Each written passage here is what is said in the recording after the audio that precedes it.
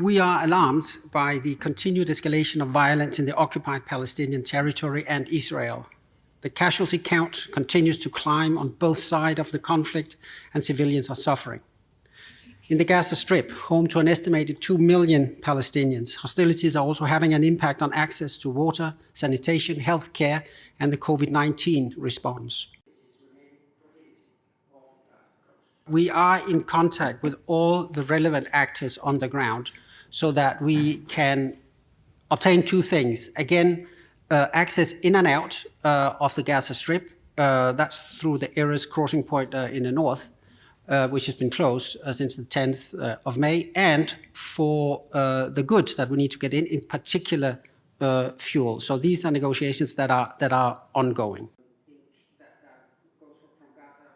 Extensive damage is reported to civilian properties in densely populated areas all over Gaza, with over 200 housing units destroyed or severely damaged.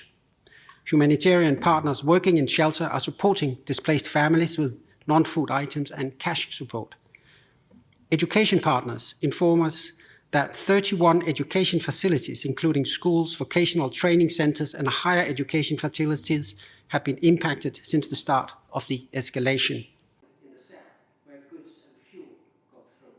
UNRWA says that it has experience in quickly turning its schools into shelters, but the challenge is the pandemic and the risk of people crowding and spreading the virus.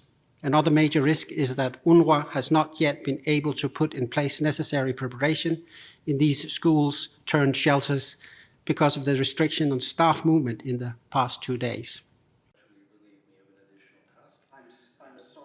We continue to call for an immediate de-escalation of violence across the occupied Palestinian territory and Israel, reminding the parties to the conflict of their obligation to protect civilians and allow access for humanitarian groups to safely provide assistance.